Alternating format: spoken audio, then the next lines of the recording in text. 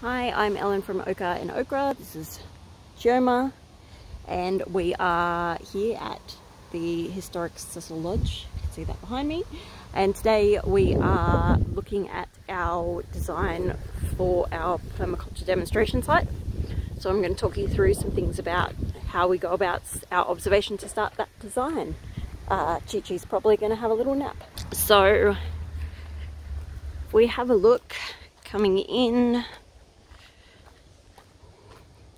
about what's existing. So this is half a tank that's been used for firewood, so we're going to take that in for a raised bed. These blocks are currently blocking our vehicle access, which is a bit of a pain, but they will hopefully eventually be moved.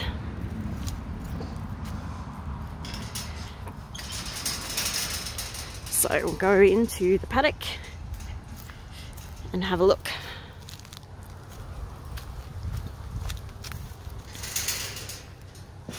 So the first thing we want to think about is climate. I was taught to use Yeoman's scale of permanence as a design tool. There's heaps of others you can use, but I like using that one for a number of reasons. It's you know, a good list to go through.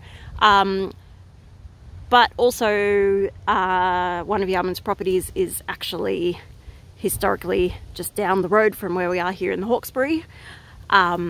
He had some dams with key line connections there.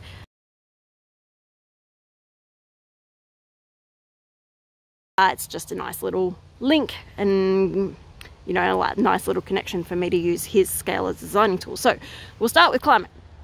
We are in the middle of winter. It's mid-July. It's 2 p.m.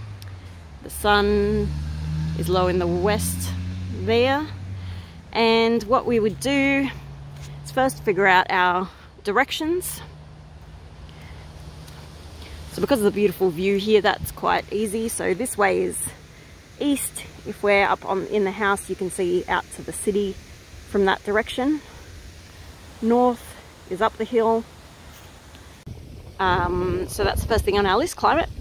Next we've got the land. So this is a paddock that's been used for grazing for the most part and for storing all of this material. You can see that it slopes down to this bottom corner, and the slope begins gradually and becomes more steep as you go down. The paddock itself is not a rectangle, it goes down to a point in this corner, comes at an angle up to this middle brown post there, the wooden post, and then in a rectangle on that side. And we're looking at almost an acre, a little bit over 3/4 of an acre here. Water, so in terms of water access, the property has 3 dams, and you can see we've got a tap up near the fence there that we can attach a hose to, but it also leads to this big black irrigation pipe that comes all the way down. That's dam water.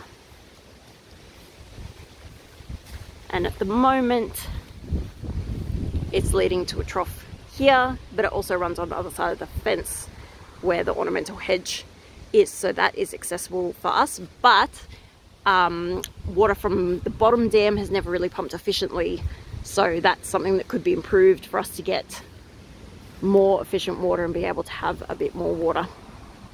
Hi. What you doing? Say hello. Hello.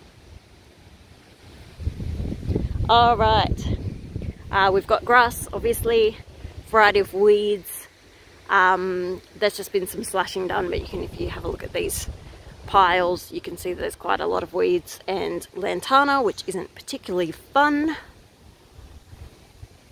All right, and we've also got some gum saplings popping up around about the place, and we've got some trees, you know, mature large gum trees already in place that we're gonna have to work around, and this dead one that can probably come down, this massive one in the corner that's creating a lot of our shade in the morning. All right, access, we've got 2 access road's the one we came in, that's currently blocked off by those sandstone blocks. So that's the road right there, so that's our closest vehicle access, or most convenient. And then we've got this access down between the two paddocks to the east there. That allows us to go back up towards the house or down to the next paddock.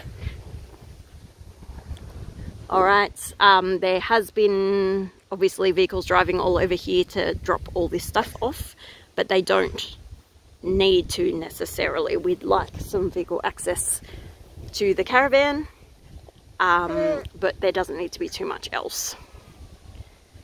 Structures, so we've got our compost bin that we've built here for the short term. It's not going to stay here. That was just convenience for us.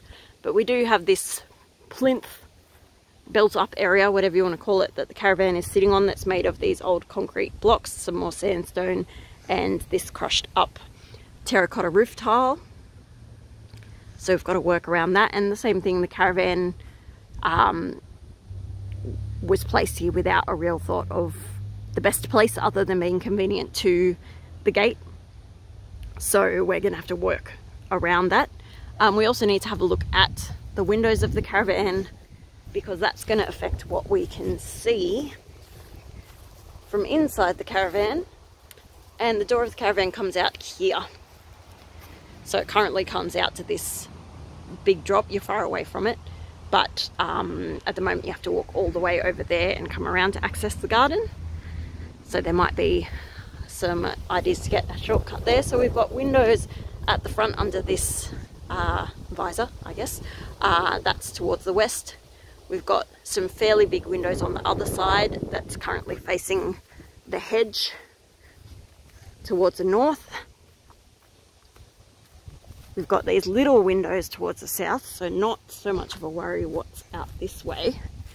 And then these bigger windows again to the east. So whilst it makes the most sense to build the toilet and showering facilities for this quite close, we don't want to be looking out of our bed over a toilet. So that'll be a thought too. The other thing, existing structure, is obviously the house. So we've got a heritage house from the late 1800s, and those top 3 windows look down over this paddock. So it does matter a bit what it looks like, so it needs to be suiting the style of the house somewhat. And this was obviously the grand facade of the house, so this isn't where the driveway comes anymore, but it is the really beautiful historic side of the house.